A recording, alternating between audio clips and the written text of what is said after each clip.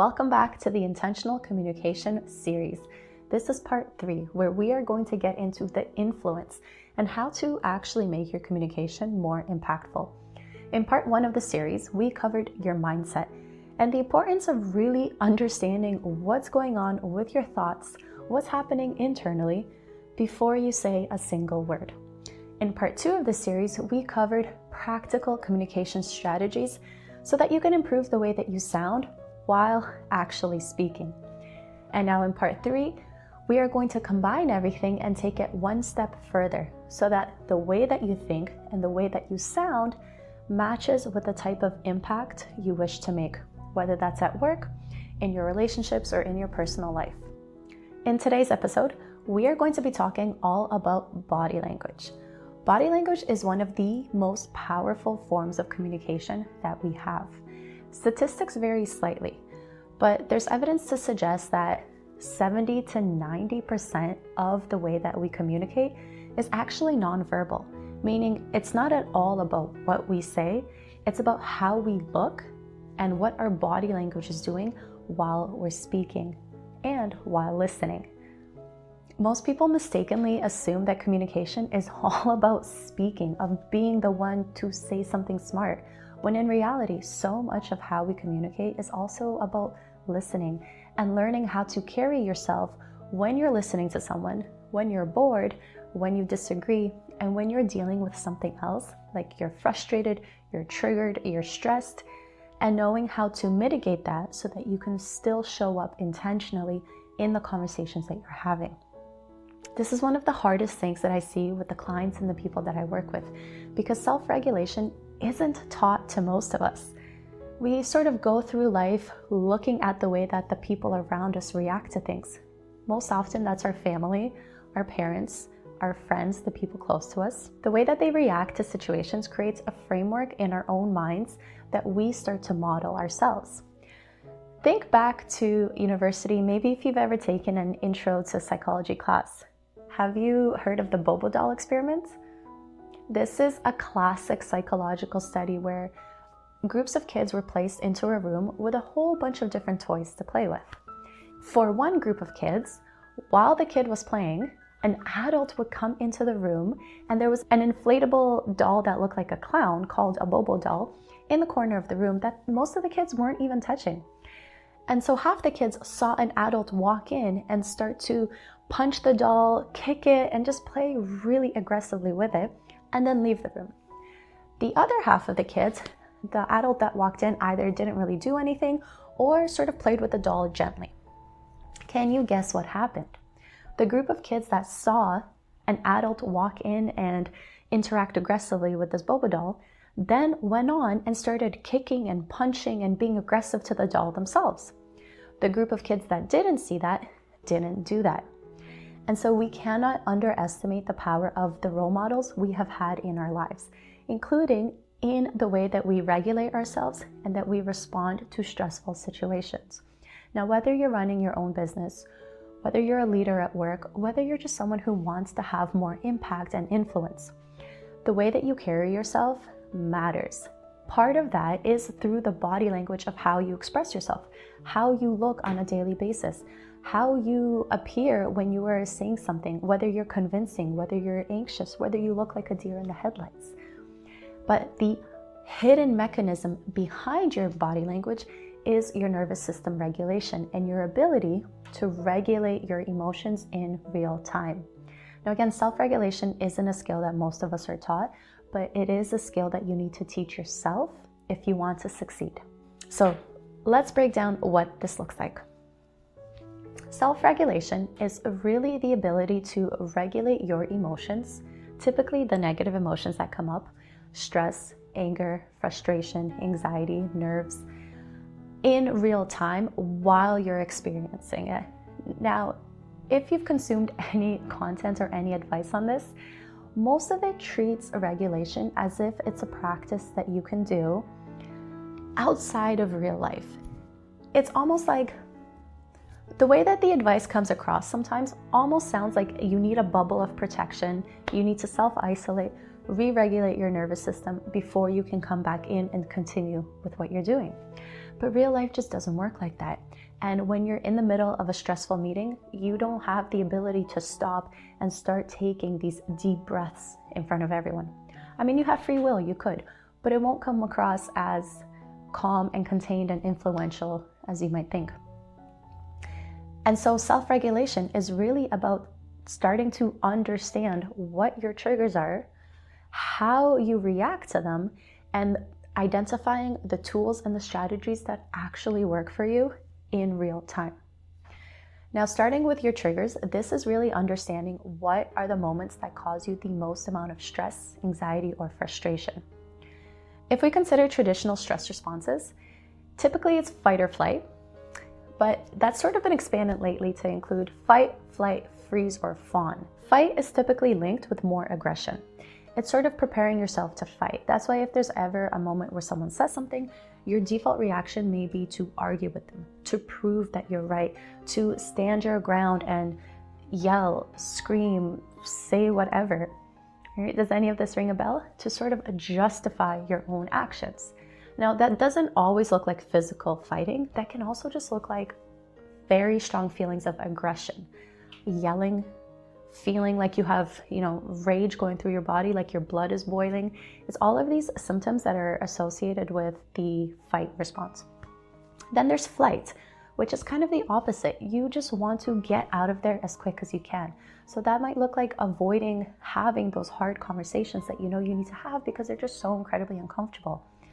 If someone brings something up, you might get scared, want to get off the call, make up an excuse, do anything that you can to end the conversation as quickly as possible. Then there's the freeze response, which is typically not wanting to do anything, feeling scared, getting stuck in overthinking, analysis paralysis, procrastination, all of these symptoms where you know you should be doing something. You probably know exactly what you should be doing in the moments, but instead you might open up a totally different project to start working on, start pivoting, rebranding, considering sending out emails, or essentially doing side quests instead of focusing on the main task at hand because the main task just feels too scary, overwhelming, or stressful.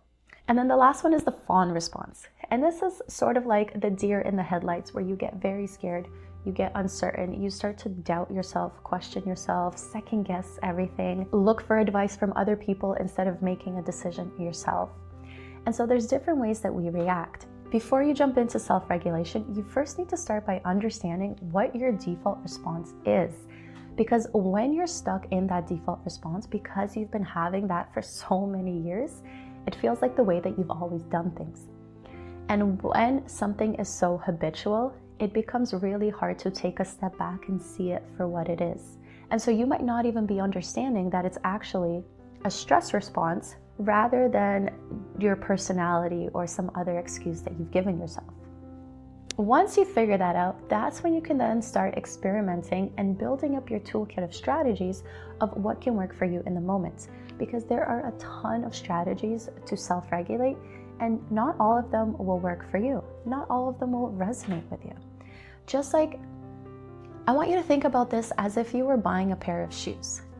First, you have to figure out if you want dress shoes, dad shoes, running shoes, casual shoes, boots.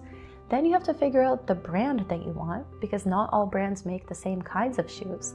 Then you have to figure out the style and the color. And once you sort of narrow that down, you want the shoe that's your exact size for it to be a perfect match for what you want. So if you really wanted to buy a new running shoe for the gym, maybe you wanted a pair of all black Nikes. Well, if someone offered you a colorful pair of Reeboks, it wouldn't be a good fit for you. And you wouldn't like the shoes, you wouldn't wear them, you wouldn't use them. The exact same thing happens with all of the strategies that you learn, whether it's for nervous system regulation, whether it's for communication, whether it's for marketing, business, or anything else. You need to be selective with the one that matches what you want and not just a free-for-all that someone else suggested. And so start building out your toolkit. You'll need to experiment with what works for you and what doesn't.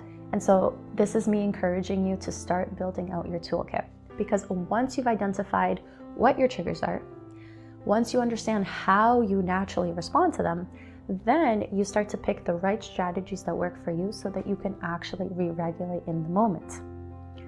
Once you are re-regulating in the moment, you have so much more control and impact over how your body language actually comes across. So now that you understand the precursor to more impactful and influential body language, let's cover what confident, impactful body language actually looks like. Your body is always speaking first.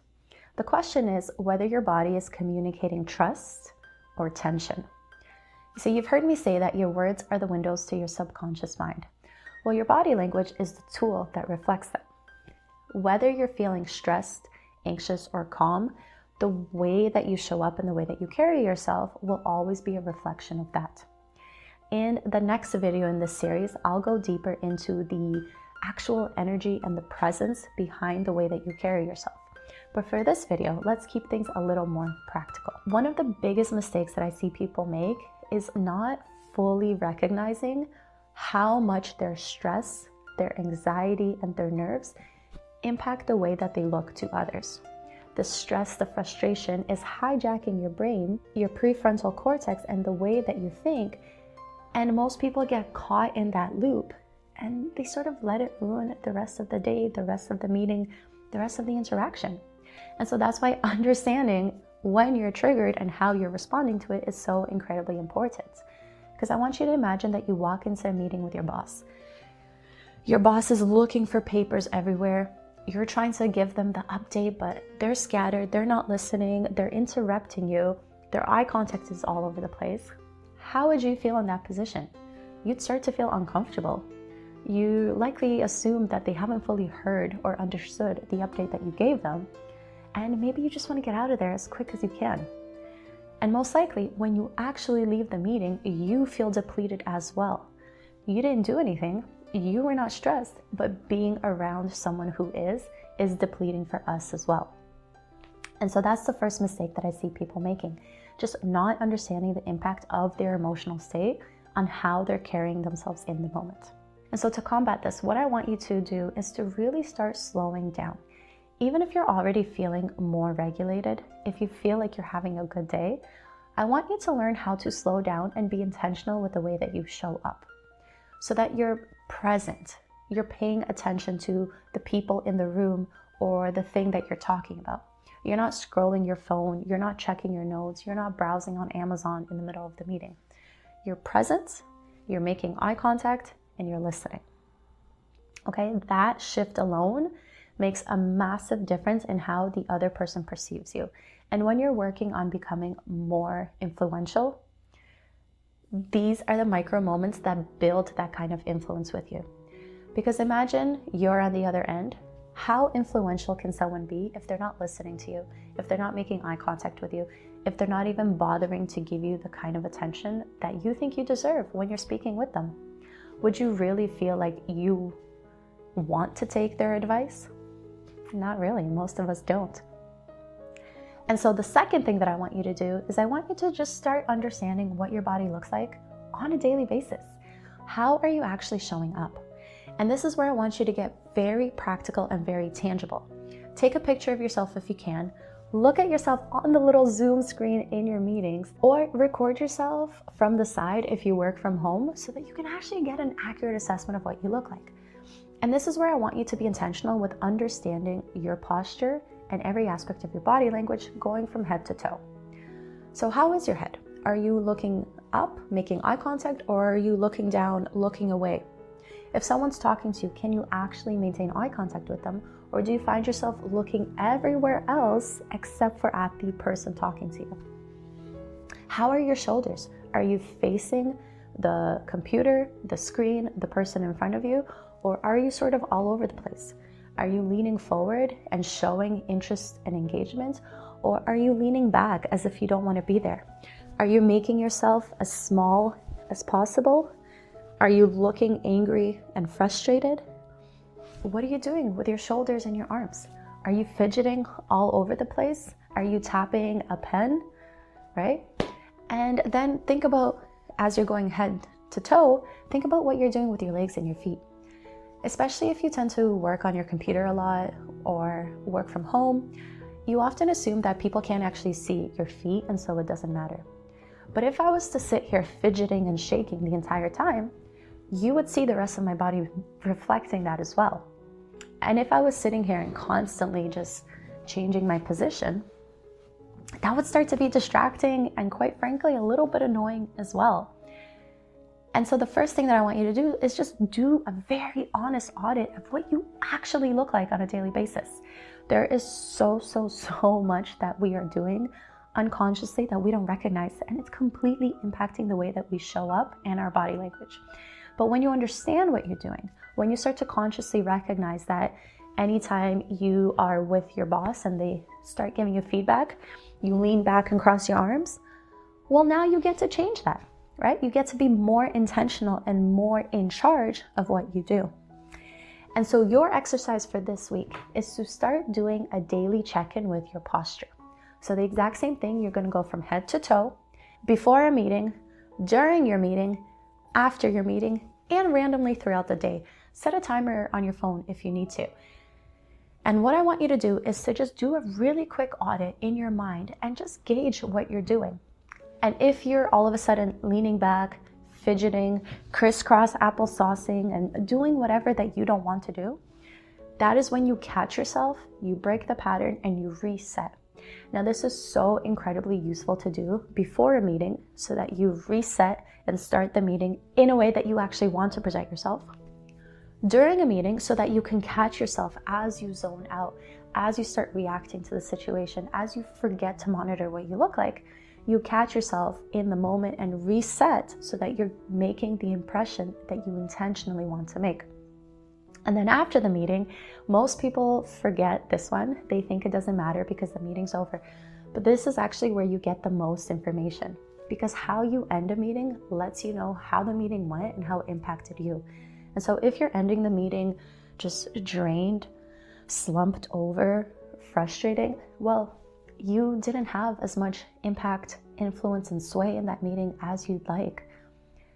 And so the moment where a meeting ends is really where you start to gauge how you're doing and whether you're progressing on your goals.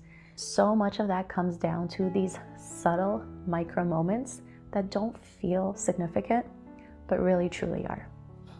And so there's so much other content out there all around body language hacks, power posing, what to do to look confident. I won't go into the logistics of this video, but what I want you to understand is your body really is always speaking first. You forget what your body is saying because you're so in it, but other people are listening to your body and using that to gauge how you feel, how you think, and how you come across. And so before jumping into all of the tips and tricks and hacks that are out there to look more confident, what I really want you to walk away understanding is that your body is always reflecting how you feel first, especially in moments of high emotion or where your focus is not on your body language, but on the task at hand. And so your natural, automatic, subconscious cues will always come back through in that moment.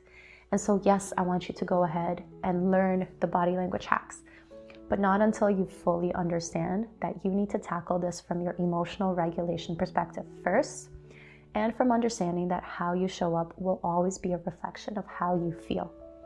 And so go back to part 1, go back to part 2 if you need to. Build up that inner muscle first. Get the source of your anxiety out of the way first so that your body language naturally projects that as well. It's not hack to be confident, it's be confident, and then you don't need the hacks. I hope you found this video helpful. I will see you in the next video as we wrap up part 3 of this series. Bye.